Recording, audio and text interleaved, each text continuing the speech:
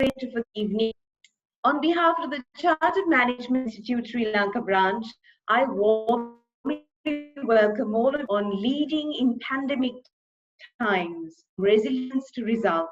We also welcome all of our CMI members and our partner, TMC, the Management Club.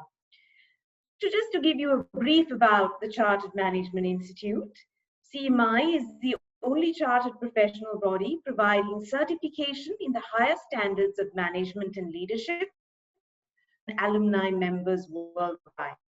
It has created an impressive network of businessmen and businesswomen across the globe for over 60 years.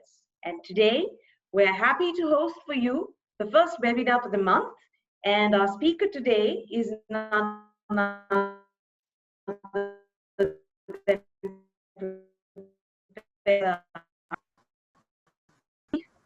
Professor Ajantha Dharmasiri is an international speaker, corporate trainer, strategy consultant, author, and an academic.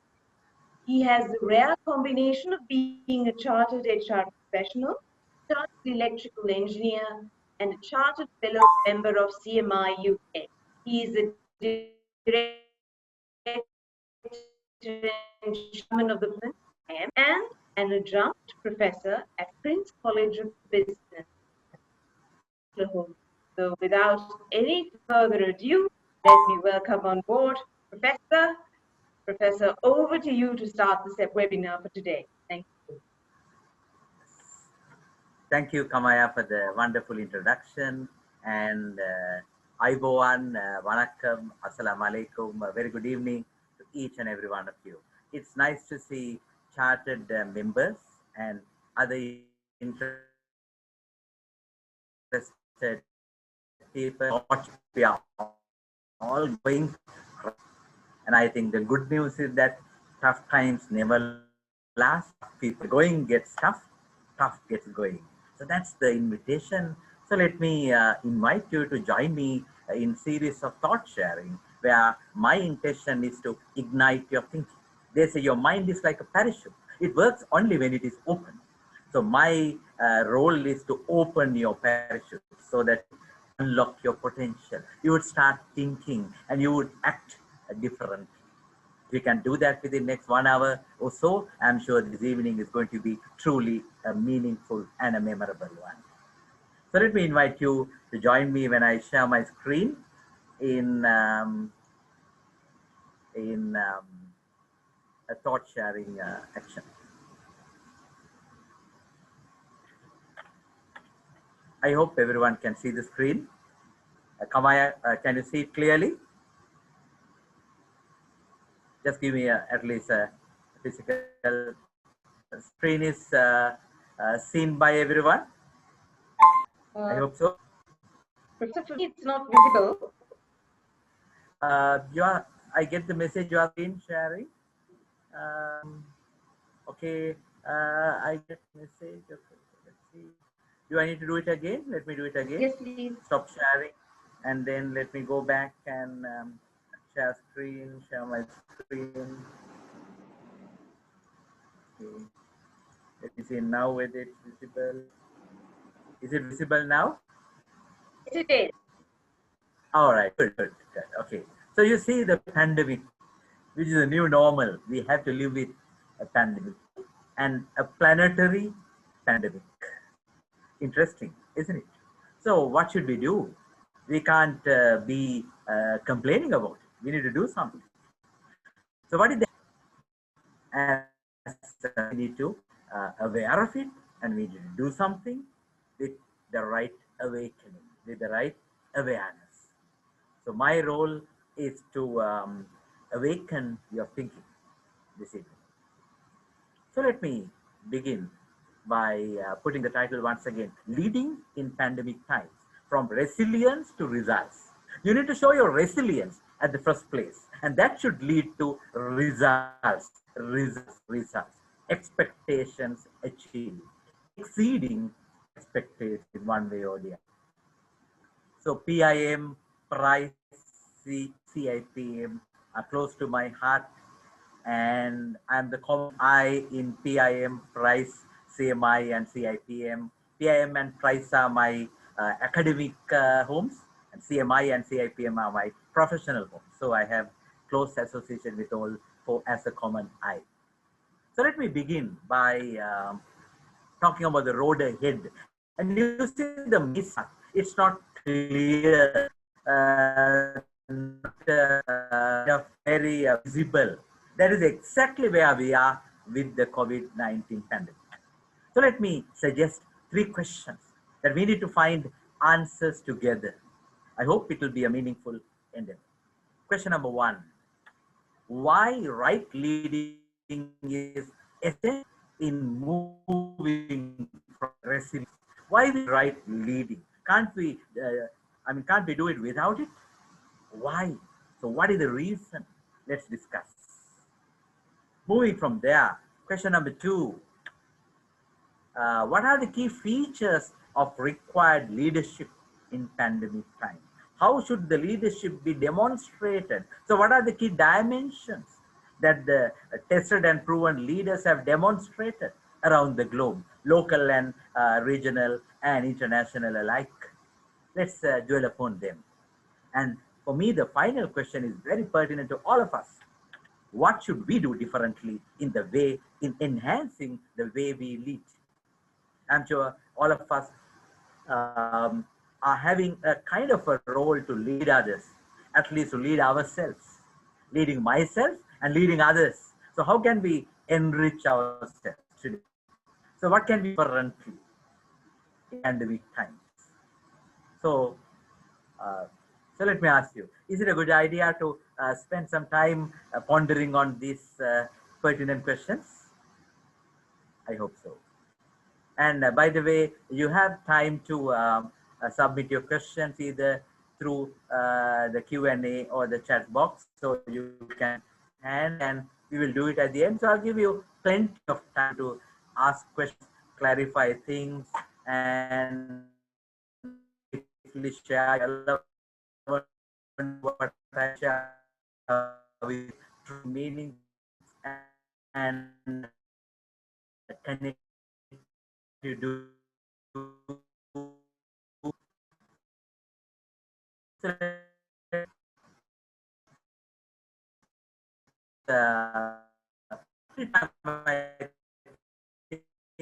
they say the on storm is so let's talk. This is my favorite way of describing leadership. Started from me, like even tell me a ship. So what type of a ship? Obviously, ship. So what is the main raw material to make that wooden ship? Obviously, timber. Then how do you make such a ship? This is one way towards that.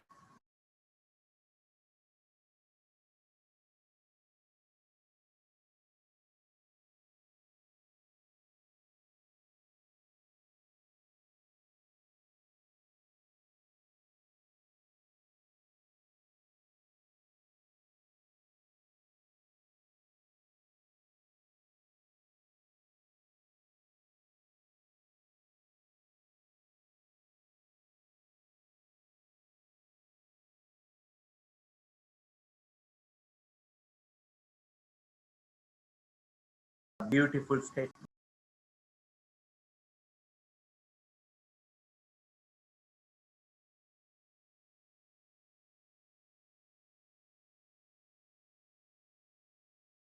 All about telling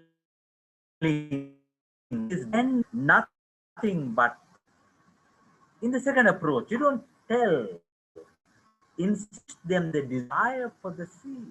You share the big picture. You paint the future viking awareness, kind of a passion, ignite the passion within. That is where leadership comes into the scene.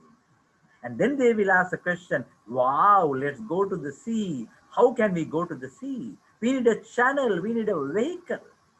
Then let's make one. Then we need timber. Let's go to the forest. We'll do the needful. And they will go extra mile in doing that. So I'm sure there's nothing to repeat again and again. The first part is not what leadership is. Second part is what leadership should be all about. It is not just merely instructing, it's inspiring. That is the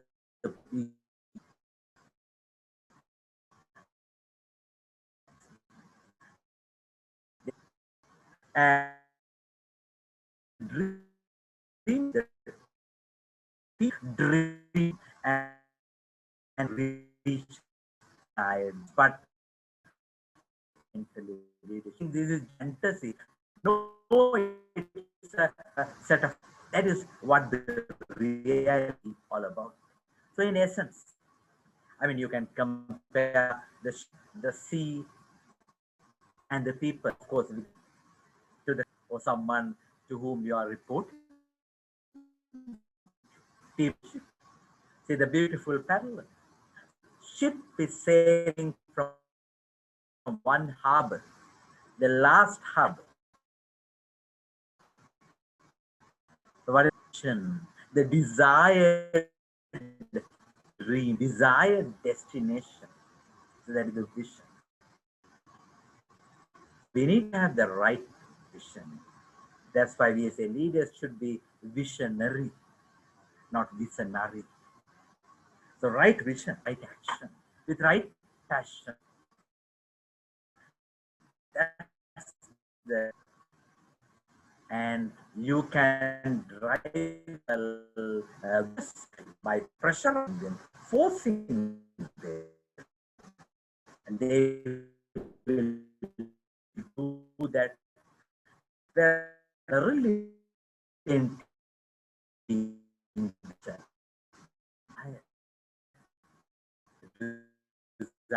success and they move ahead a planetary pandemic. So in summary, I would say leadership in essence, triple I's. But in Gandhi, what he did, take about Saint Mother of Kolkata, what she did in democracy. I really like when she said great things, but we can do small things with great action. That's what we need in pandemic time. And initiate something refreshed, novel, something out of shape. So triple I's that we need in pandemic and initiate.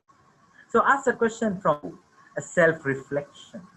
Am I inspiring others enough? Of course, you need to inspire yourself first. If you are not sufficiently inspired, then you need to start from there. I always believe first you have to lead yourself, then you can lead others. Then it's very natural, authentic experience, not artificial, no facade in front of us. Once consistency, you think and what you do, and no double and initiating the creativity within and something initiating. So inspiring and initiating. It can be a rural youth. I was told that created a Tambili.com and started selling online, and he collected and brought it the doorstep, delivered line orders. That is initiative, very local and global.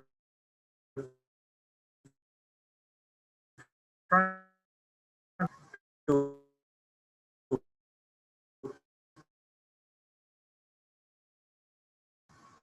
leadership sense, can need to do in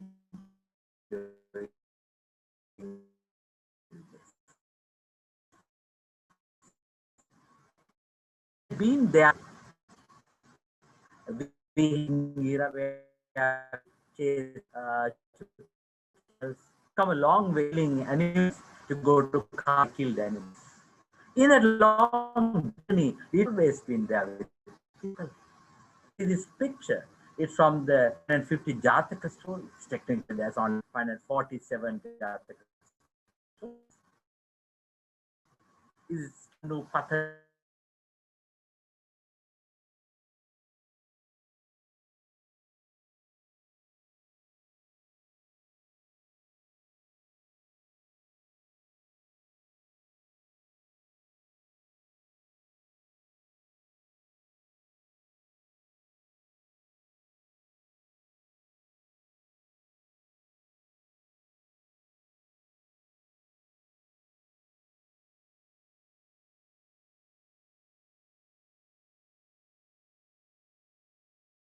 And the water started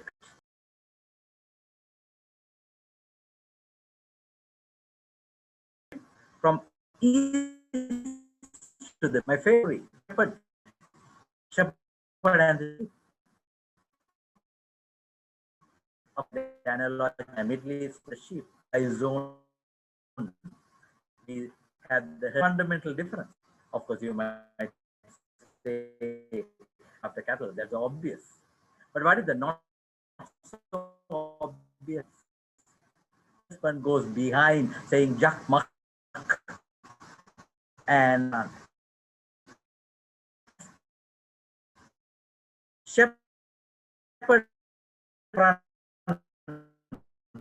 and cock and in the Bible might know my voice. The shepherd take towards inner pasture food. Shepherd carries stick,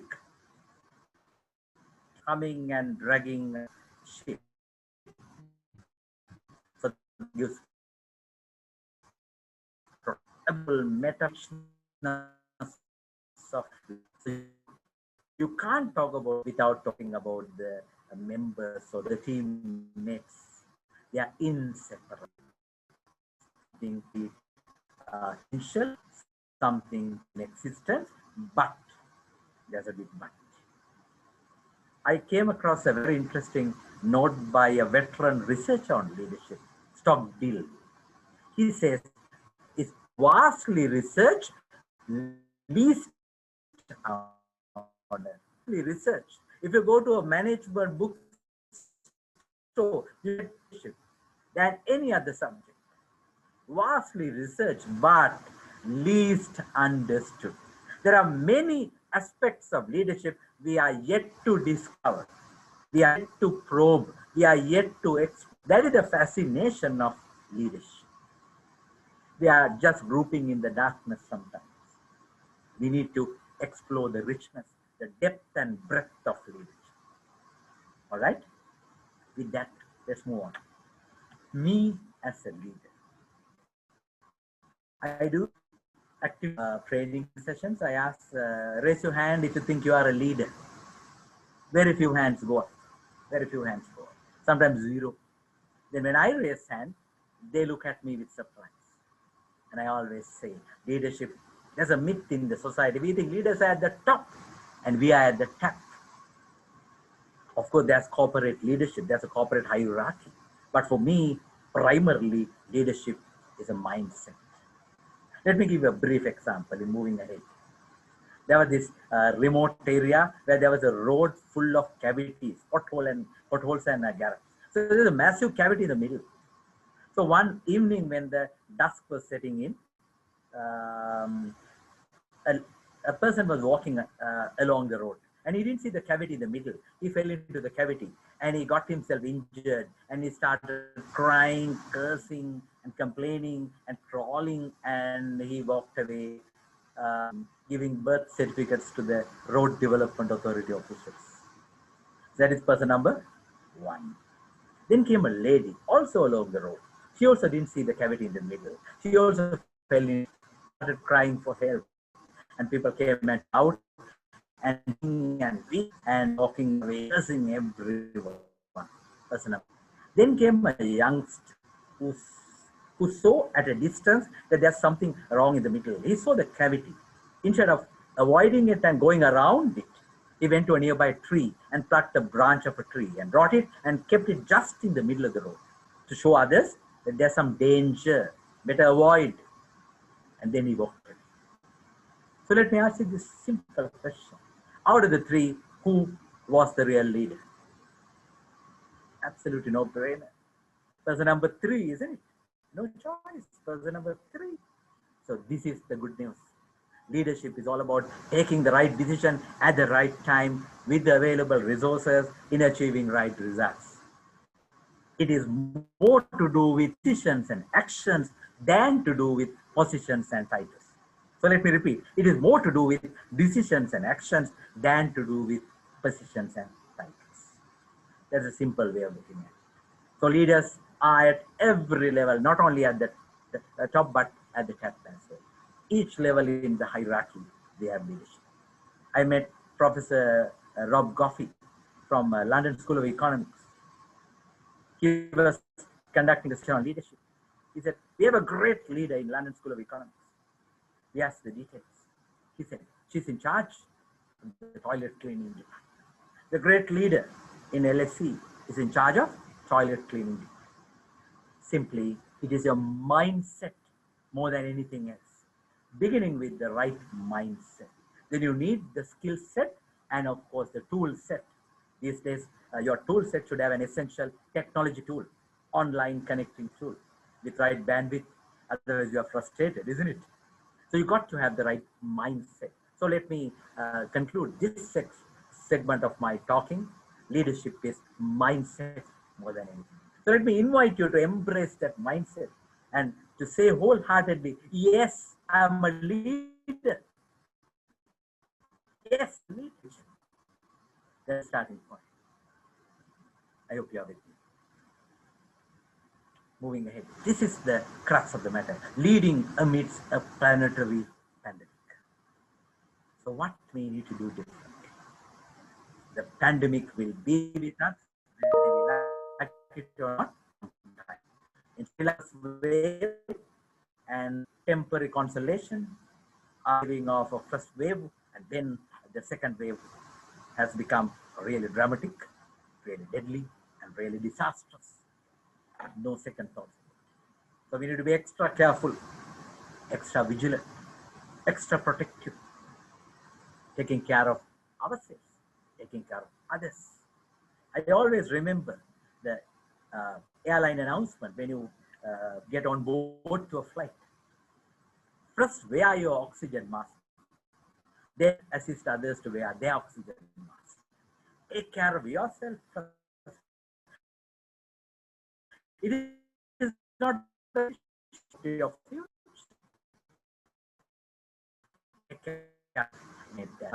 Undermine the value of having right hygienic practices.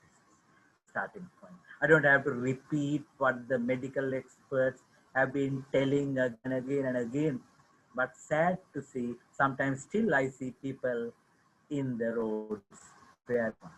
Pathetic, isn't it? Where is the mindset? Where is the attitude? Where is the discipline? This is where we are lacking far behind compared to New Zealand, compared to a few other countries. But interestingly, Thailand is a challenging example. Thai people have demonstrated how they have demonstrated the resilience to results. They have curbed COVID-19 pandemic in an exemplary manner. Even WHO, Thailand as a key success story from developing world. Interesting. So I think we need to begin with right discipline. As a nation, we need to, as individuals, we need to have discipline. We need to demonstrate that in action. Okay, moving ahead, let me talk about 5 E's that are required for manage. I believe every manager has a potential to become a leader. Every leader has a managerial aspect in it. To cut a long story short, leadership is a phenomena. It's a deep phenomena. It is a behavioral action, whereas management is a process. So the combination is managerial leadership. So let me propose 5 E's: efficiency, effectiveness, efficacy, ethicality, and empathy. So let me take First three together. And I'm happy to share one of the recent models that I developed. Sweet spot of progress. Sweet spot. So what is that? You have efficiency. Efficiency is all about having the optimal use of resources. These days we have a resource crunch. Imports have been restricted. Efficiency. Utilizing the available resources, be it resources, financial resources, information resource, efficiency. It's all about doing things right. Resource related. If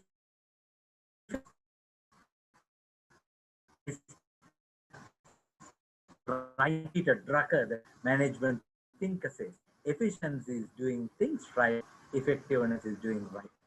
So we need a combination of the two, doing right things right. So when you have the overlap between efficiency and effectiveness, you get productivity.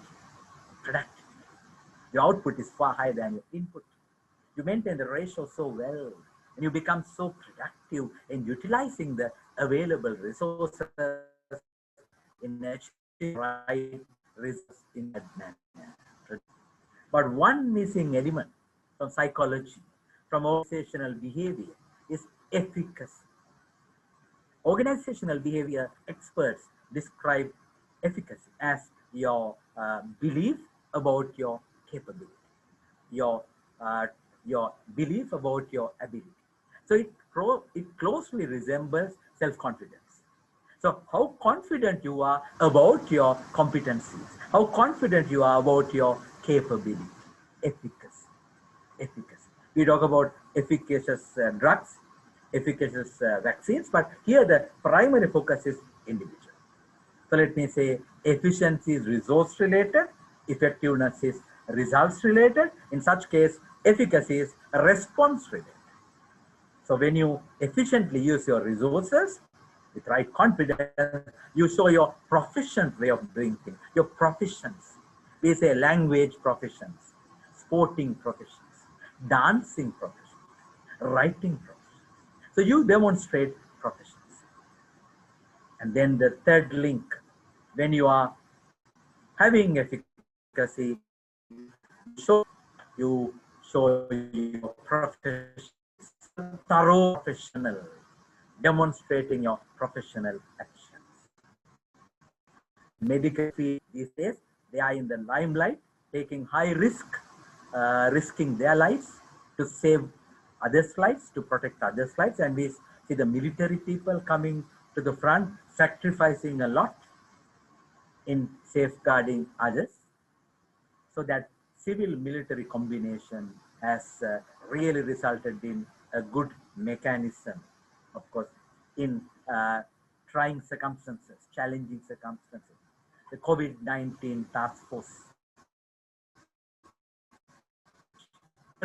When you have efficiency and effectiveness, you get productivity. So when you overlap efficiency and efficacy, you get proficiency. When you overlap effectiveness, efficacy, you get professionalism. When you have all three, productivity, professionalism, proficiency, you have simple result, progress. You move ahead with right results, right resources, right response. That's the sweet spot of progress. Hot stuff. First time I'm sharing in a webinar. Progress in action. Solid progress in action. Okay? For this to happen, you need the other two. The fourth one. It troubles me sometimes, concerns me when I see the opposite of it. So I would call it ethicality. Leaders should be ethical. We need ethical leadership. As one of the former US presidents, David Eisenhower, said, people who prefer privileges over principles would soon lose both. Are we a nation who prefer privileges over principles? Then we are not ethical. So what is the simple way of describing ethicality?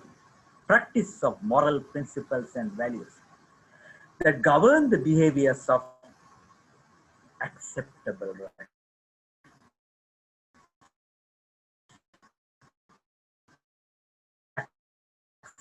One society not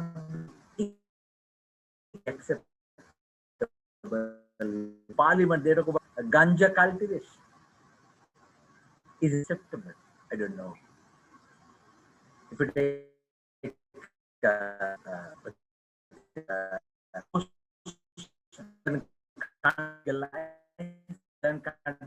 so in your pro-life movement,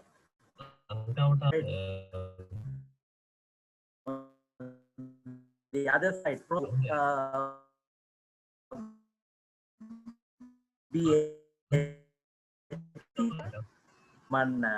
having a crosstalk, please unmute yourself.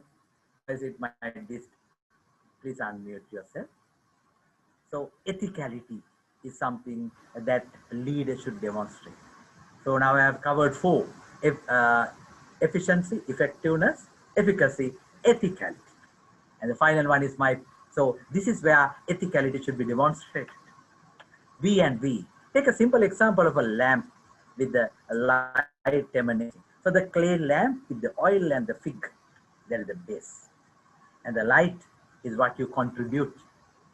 So values and value. Value is the economic value, the net worth of your organization. Creation in terms of monetary terms, financial terms. My simple argument, you can't do that without values. The demonstration of ethicality in action, right set of behaviors which are aligned to your principles. So you need values in order to have value. You have to practice values to produce value. That's what I firmly believe. You can't have value without value. You will burn your finger and you will doom for disaster if you don't have values and you just keep on producing value. You can't.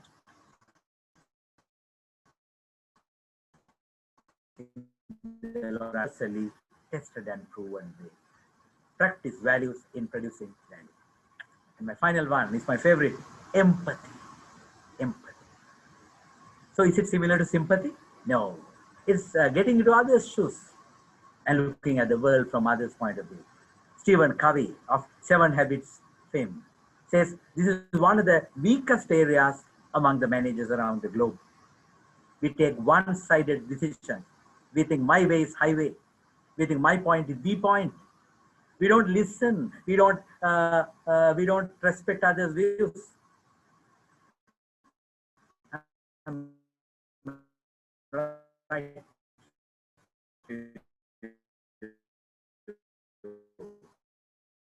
I would like. That's not empathy.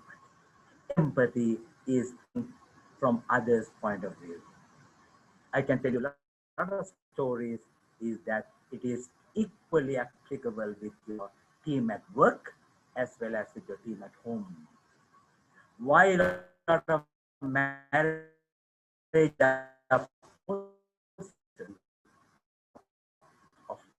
is so critical, so crucial for you to get a balanced view, have a balanced approach, take the right sensible decisions. And there had been many researchers highlighted in pandemic times, leaders should demonstrate empathy. It's one key foundation of emotional intelligence. I will not talk about EI at length today, but one key feature that is coming out, one key essential ingredient in emotional intelligence is empathy. You need to demonstrate empathy. Reminds me of this tip, which you mentioned. I'm sure some of you would have read, some of you would have heard this. Dark night, the ship is sailing, and the captain in the top deck is looking at front. He saw a bright light coming directly at him. As usual, he took the megaphone and started talking. This is Captain Smith speaking. Please change your direction. That came the reply.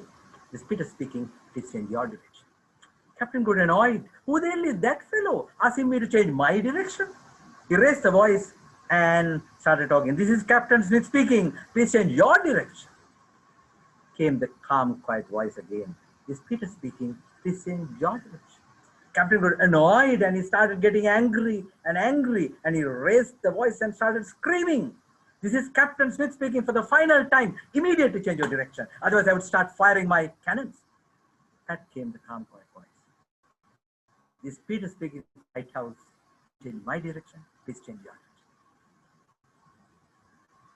So Captain did not have empathy to realize that the light was coming from a lighthouse.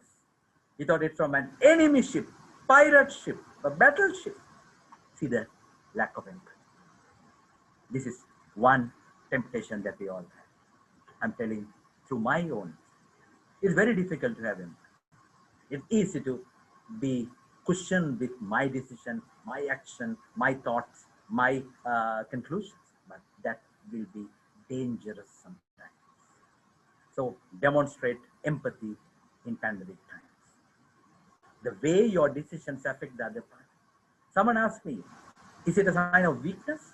No. I would argue it's a sign of strength. Even a judge in a court of law should have empathy to look at both sides, accuser's side and accused side. That is empathy in action. Empathy. So you need to have empathy. So let me now sum up. Efficiency, effectiveness, efficacy, ethicality, and empathy. So pause for a while and reflect. Am I having those 5 E's? Enough. You need that for excellence. So I would invite you to pick one E out of the 5 E's for you to improve as one of the key takeaways from today, as an improvement. So what is that particular E that you're trying to work on, eagerly working on for further improvement? That would be a good memorable. Think about it. Okay, this is the final segment, leadership hallmarks for combating COVID-19. Forbes magazine, I should give the due credit where the original source. Forbes magazine highlighted 3 hallmarks demonstrate business, be it sporting, be it any life. You need to show 3 H's, hallmarks. You've got to be holistic. See the big picture, not just a tunnel vision, not just a narrow myopic view.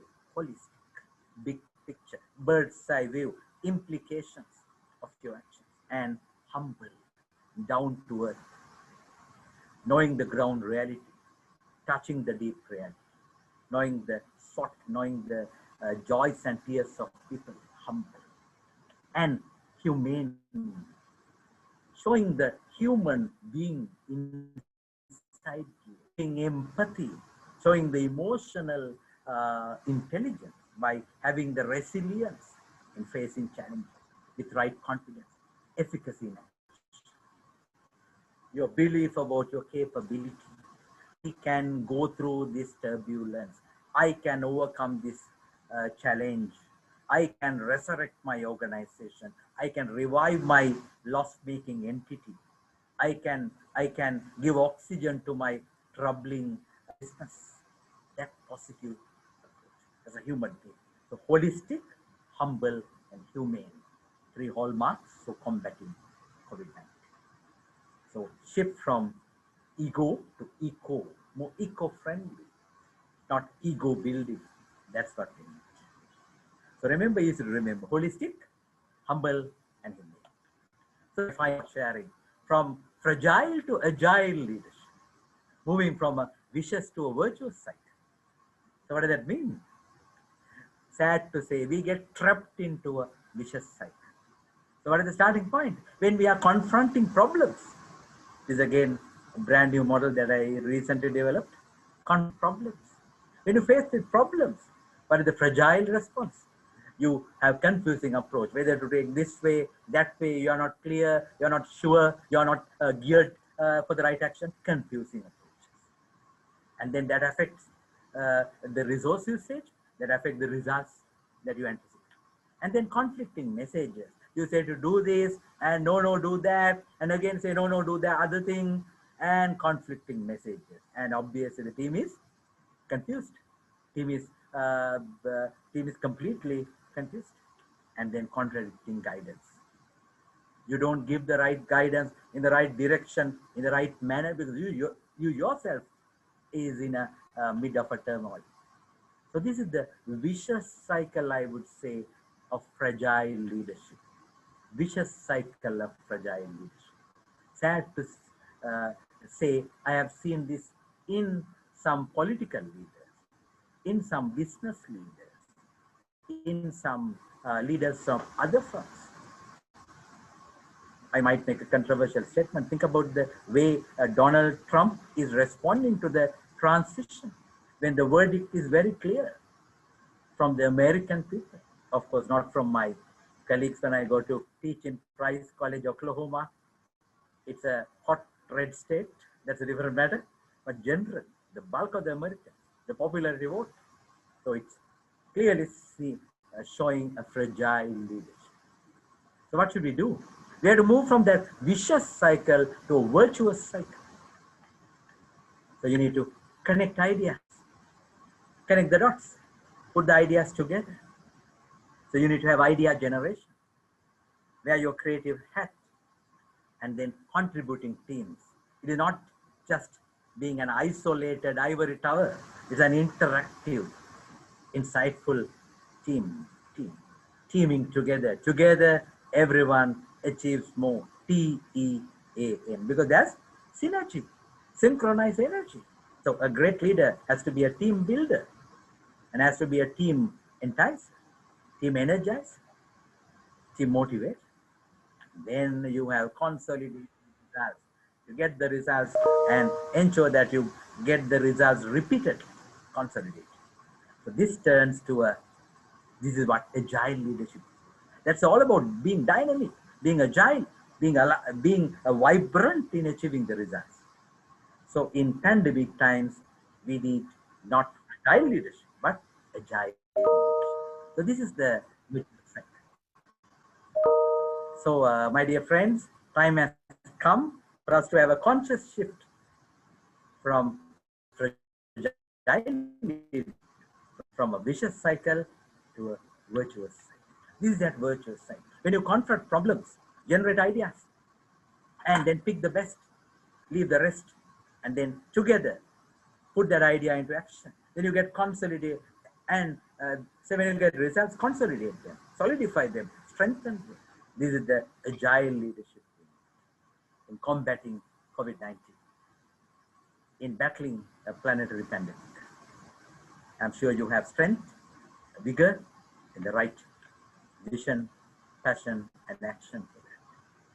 Finally, you got to be authentic. This is a hot area in leadership. Authentic leadership in action. So you need to be genuine, not showing one thing and thinking and doing something else. Authentic. Being purposeful, a clear purpose, being passionate, being principled. Don't try to suggest and implement things which are not possible, which are not realistic, which are not cost effective, and persuasive. Encouraging others, energizing others, enticing others for right action. So 5 P's for authentic leadership: purposeful, passionate, principled, pragmatic, and persuasive.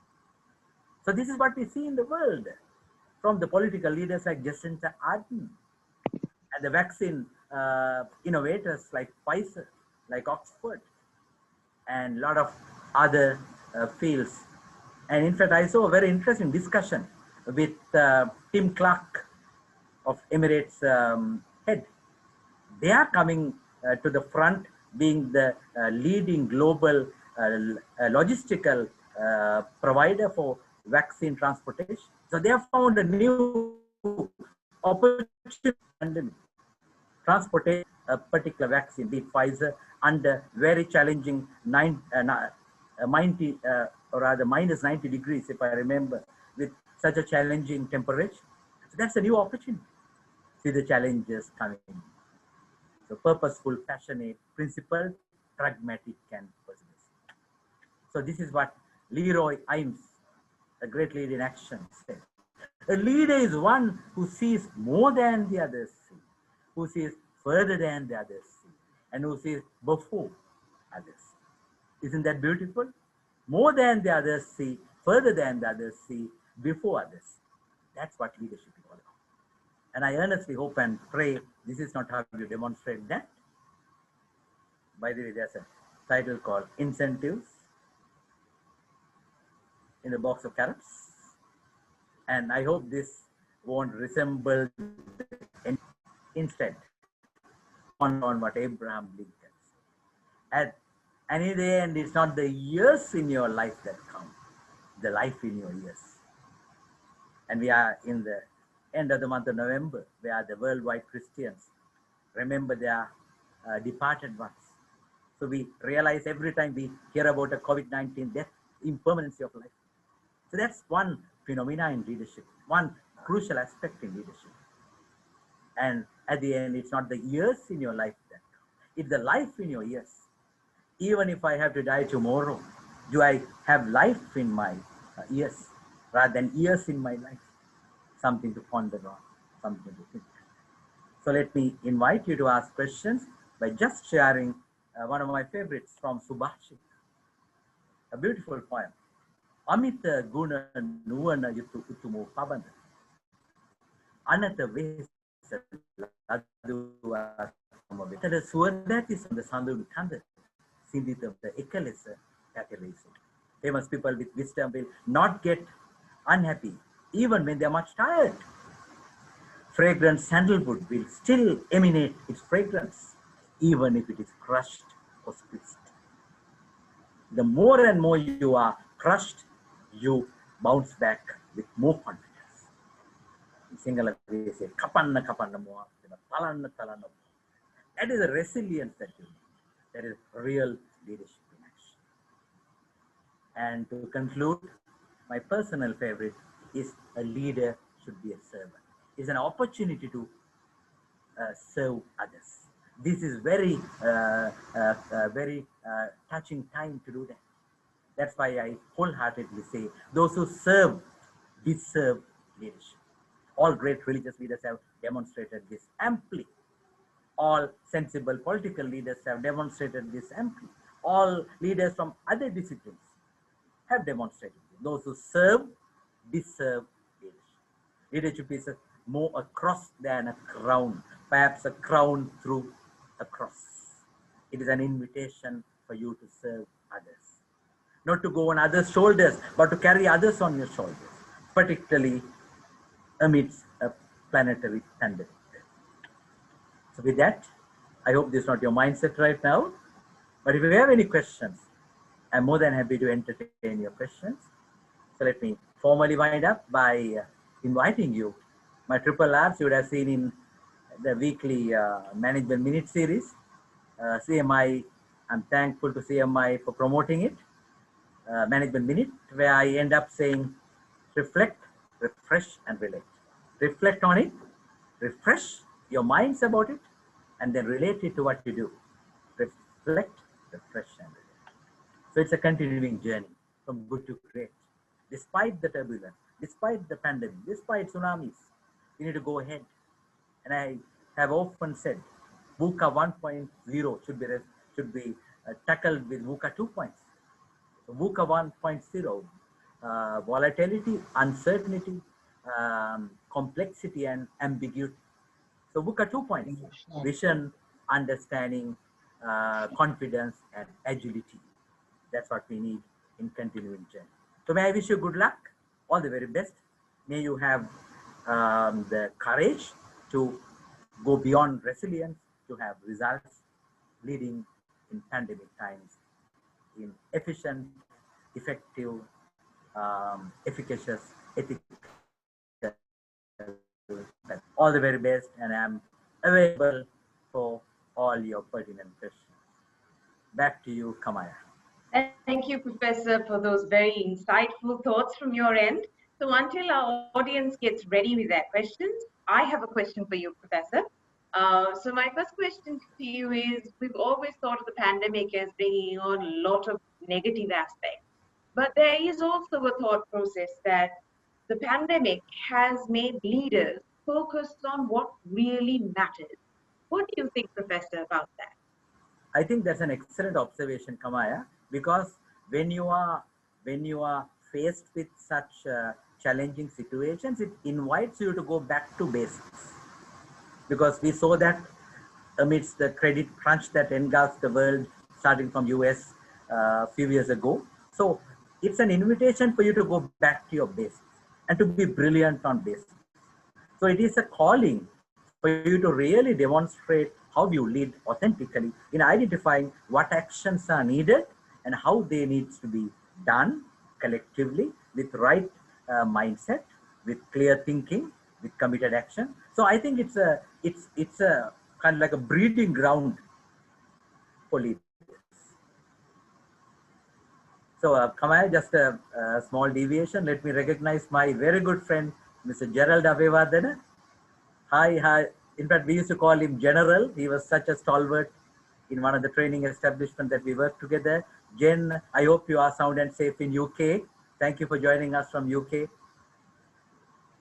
Thank you very much, Professor Ajantha. It was a wonderful program. I was just typing something in the chat box just to tell you thank you very much, and lots to think about, many useful actions. I'm so glad I was able to attend. Thank you. Thanks, Jen. Thanks.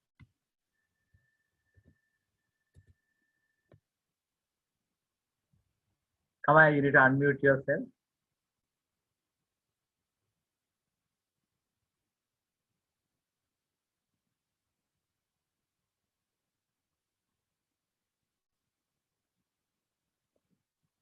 Sorry, everyone. Technical glitches with every bit of technology. You have something. So I was just saying thank you, Mr. Gerald, for joining us all the way from UK. We're very privileged to have you, and technology has enabled us to connect with you all the way there back in UK. So, Professor, coming back to you, a lot of points were mentioned by you around empathy and the need to connect with our peers as a leader. So, question to you is, how can we as a leader instill confidence in the people around us, given such a pandemic time where there is so much of crisis, displeasure, disheartenment? How do we do that as leaders for our people? Interesting question, Kamaya. Now, again, I can only talk about my experience, what I have been doing. You need to be a coach to your people, and then to convince them that I'm available for advice. I'm here to support you. I'm here to guide you.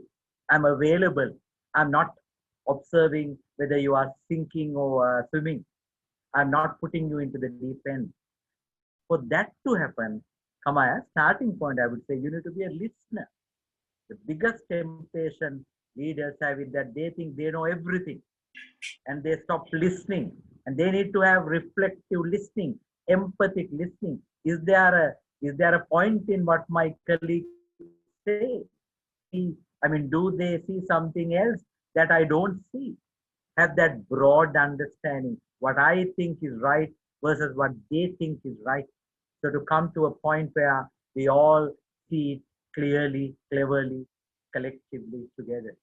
So you need to have that you need to convince your team that we have a leader who is listening to us, who is supporting us, who is guiding us. That conviction should be created. And if you simply say, I've seen some leaders say, my room is open, please come. And when people come, the room is open, but you are missing, then they lose, then they lose trust. And sometimes the way you say, you might say, my room is open, please come. And they might get scared to come. Because the signal you give, and then they will not, they are to come even close to you. So get connected with it. This is the good, see the ground where. That's important. And I was told that Tony Fernandez of Air Asia used to work with the ground handlers and to put the bags into the baggage belt. And then they start learn from them how to improve efficiency. So you have to be with them. You have to be on the ground, see the sweat and tears of. That is what some leaders are lacking. They just give remote air-conditioned rooms, which is not the right approach in pandemic. Thank you, Professor. There's a question from one of our audience members. The question is, how do we develop these type of leaders for their competencies need to be developed gradually? Well, you need to have a strategic suggestion. One is that you need to have, as an organization, you need to have a conscious effort to develop your valued employees. It could come from human resource development, or it should come and identify the gaps in your employees and to strengthen those gaps by offering training, offering coaching, having regular guidance. And it should be a structured competency development or the other by this trainer or another. No, it should be a structured approach, a strategic approach, and and with proper sequence. So one leading to another. So this is what.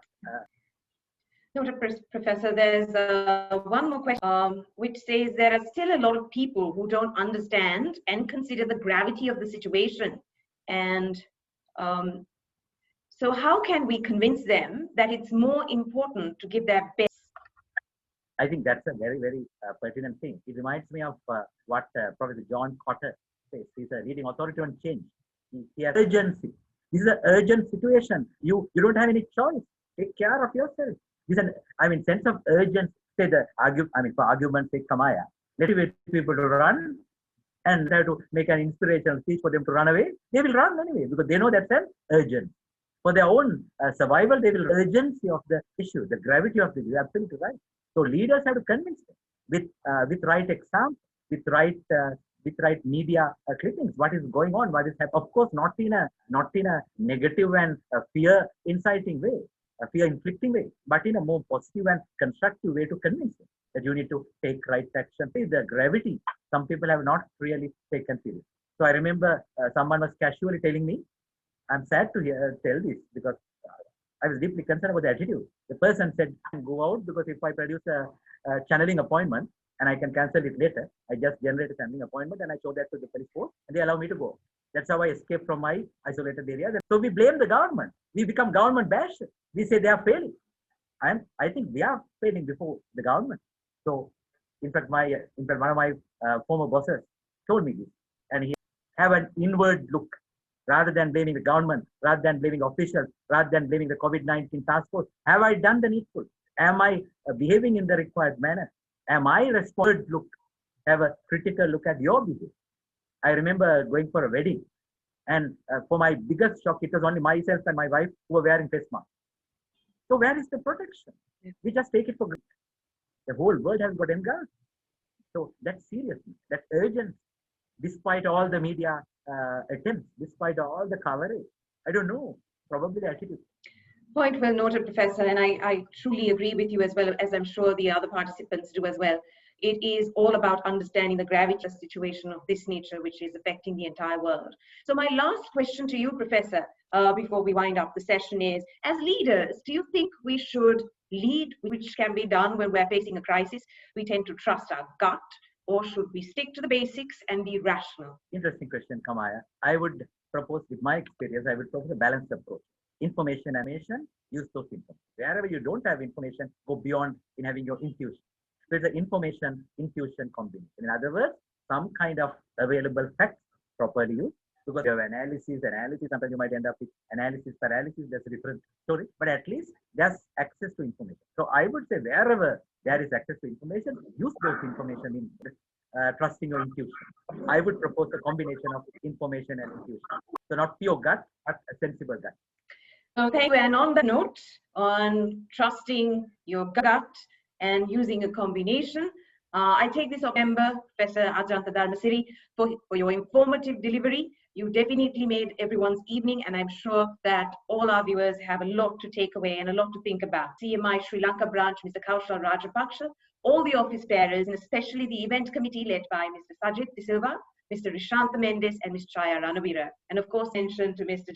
Jayeshantha Jayawardena, and of course, our events and admin manager, Ms. Vanessa Fonseca. We thank you all for joining us, and we all do look forward to meeting you again next until we can meet you physically. So thank you all for joining. We wish you a very good evening and hope to see you soon again.